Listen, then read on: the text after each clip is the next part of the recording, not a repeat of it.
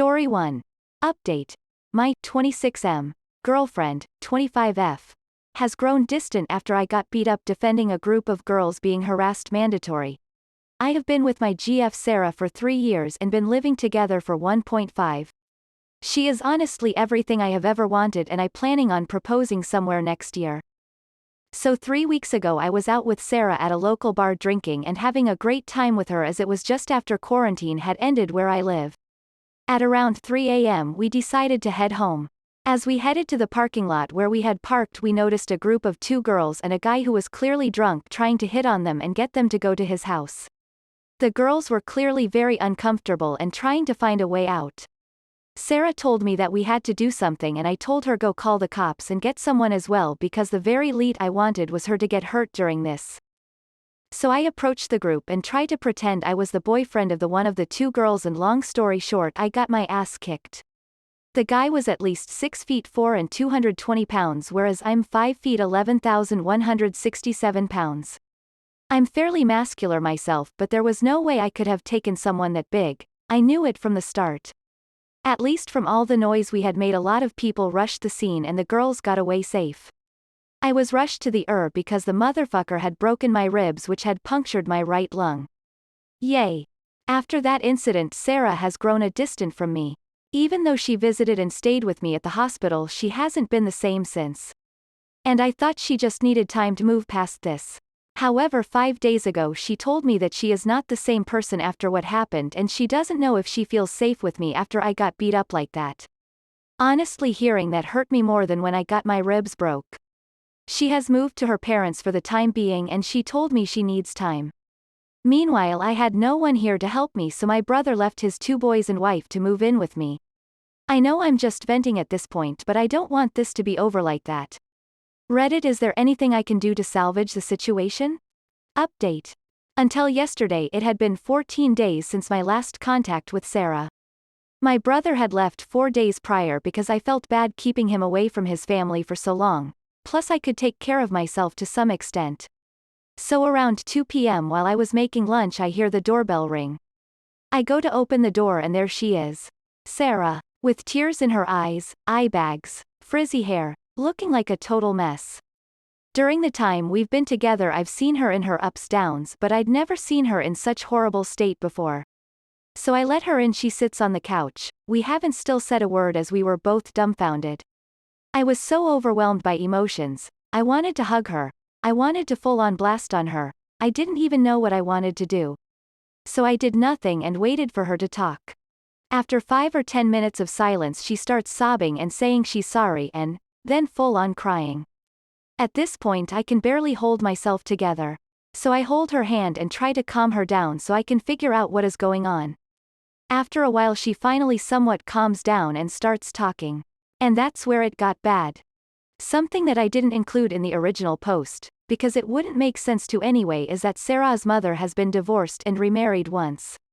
From what Sarah has told me, her biological father cheated on her mother while she was still a kid and that's why they broke up. And that's also why she doesn't have any kind of relationship with her father. It seemed odd when I first learned about it, but I didn't question it. That is not the whole story though.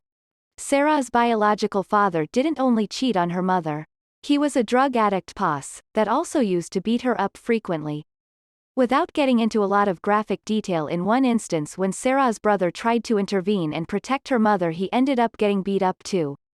So when she saw me intervening and getting my ass kicked in the bar incident it triggered some kind of PTSD in her head that she could not control. That's why she had grown distant and eventually left. It all spiraled out of control and she could not handle it. In those 2 weeks we'd been apart she'd barely eaten or slept and even made some really dark thoughts which I'd rather not go into. She told me as a horrible girlfriend for leaving me alone in my condition and that she doesn't expect us to be together again after that, which I told her isn't the case. So we have a very long road ahead of us. My number 1 priority right is getting her to see a therapist, which I suggested we can do together if she's scared to do alone. So yeah, that's where we are at. Some of you were right, that there was some deeper issue behind what happened but I could not have possibly known. I also wanted to take this opportunity to say something that I got messaged about a lot. I got a lot of comments and messages saying that I was a moron for what I did at that parking lot and that I should mind my own business next time and not play the hero, etc. First of all, I did not initiate the fight with the dude. As I said when I got there, I tried to pretend I was the boyfriend of one of the girls in case. When that didn't work, I got between the girls and the dude, trying to create some space between them, and that's when he started to push me and eventually started throwing punches. Secondly, no matter how hard I hit the gym, I would never be able to take that guy one-on-one.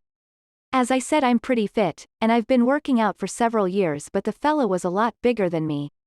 Unless I had a gun or something, which isn't legal in my country, I was doomed. Finally, for the people telling me to mind my own business, well, let me you that what exactly what I was doing. It is mine and everyone else's responsibility to look after the ones who can't protect themselves in this shitty world. No, I do not consider myself a hero, nor did I do it for the show. I did it because in some other instance one of those girls could have been my girlfriend, sister, mother needing help. And these girls were somebody else's girlfriend, sister or mother. If I was put in that situation 100 more times, I would act the same. Edit. I also talked to her about the proposal I wanted to make this year. I was planning on doing it as a surprise, but in the way the things have turned out, I figured it would be better if she knows it first. We both agreed it should be delayed for now. Story 2. My wife gave birth to a black baby that clearly isn't mine, and I'm divorcing her. But I'm worried about the relationship between my 2 kids and their new half-sister. A month ago, my wife gave birth to a black baby girl.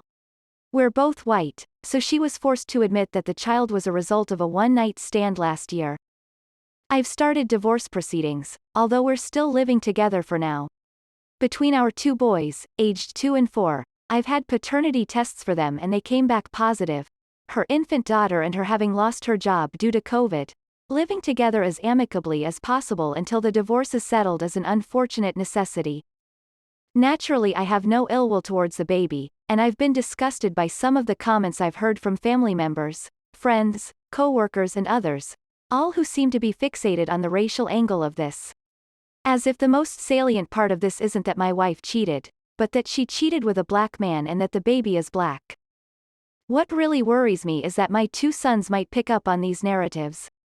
They're too young to really understand what's happening now, but I'm worried that as they grow to understand the situation, that they might grow to resent their half-sister for breaking up their parents' marriage. And worse, that their resentment might express itself in a racist fashion, under the influence of the aforementioned racist narratives. Any thoughts on how I should try to influence my sons away from that perspective? It probably doesn't help that we live in a suburb with very few black people and their half-sister is really the only black person my children know. Update. Unfortunately, my last post was locked, but I received a lot of helpful PMs from people. I'm particularly thankful for those who've lived through a similar situation, or have family and friends who've done so, and sent me advice on how this affected them and how to navigate the situation. I'd also like to thank the hundreds of mouth-breathing bigots who spammed my inbox. The big takeaway for me was that if I'd need to lead by example here, not excluding her in any way because of her paternity, so that she and my sons would see her as a full member of the family. Also that I need to be more active in confronting the bigoted and ignorant nonsense I've been hearing, and teach my sons to do the same to protect their sister. I've spoken to some of those responsible since and made clear my feelings on this, and that she is to be treated as a member family, and that if I ever find out that they've said things like that to my sons or their sister, that they won't be allowed around us anymore. I've spoken to my wife about this, and we're more or less on the same page. She's been begging me to forgive her and not go through the divorce, but that's not going to happen. Even if I didn't consider the cheating unforgivable, I just don't feel any love for her anymore, other than a platonic affection for her as the mother of my children.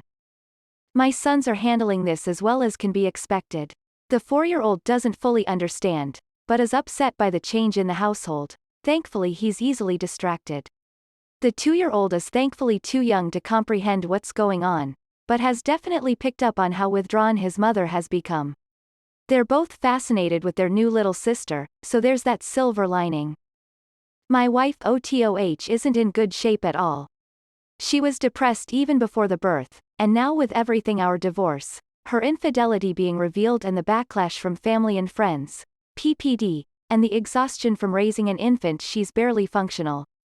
She's seeing a therapist, and I've been pressuring some of our family and friends to be supportive of her because even if they think she deserves it, her current state is making it harder for me and our children.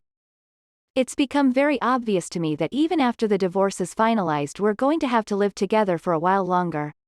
She's in no shape to be taking care of 3 kids without someone else around to support her, and I'm not willing to deprive her of her sons by seeking sole custody. It's also too difficult financially, since she's lost her job because of COVID. As for the baby girl, she's healthy and fairly easy by baby standards. Since I've been helping care for her, I've bonded with her and I've discussed the possibility of adopting her with my wife. She can't contact the father, as the only thing she knows about him is his first name.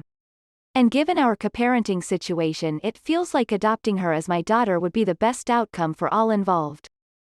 However, there's been a wrench thrown in that plan. It was brought to my attention that there may be a way of finding the baby's father, namely by having her DNA tested by Ancestry DNA.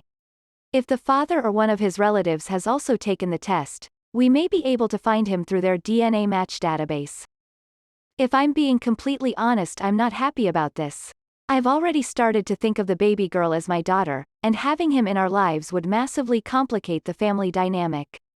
Plus we live in Seattle and she met him in Philadelphia, so God knows how they'd even make it work if he wanted to be the kid's father. However, I recognize that this is a selfish reaction. If we have a chance of finding her biological father, we owe it to her do so, if only so that she has access to her paternal medical history and so that she can have a relationship with him if and when she chooses to do so. I've read a few accounts by children raised by non-biological parents, and a common thread is their desire to meet their lost biological parent, so that's that. We've ordered an Ancestry DNA kit for her, and I guess we'll decide our next steps once we get the results back in a couple of months.